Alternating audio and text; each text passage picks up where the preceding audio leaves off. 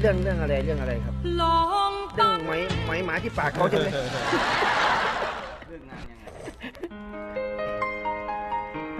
แล้วเขาจะตีปากก่อนนะเดี๋ยวเราคุยธุระของเราดีกว่านี่ต้องดูหน้าชัดเบอร์ครับเบอร์ๆนี่เขาเรียกอะไรเนี่ยนี่นวด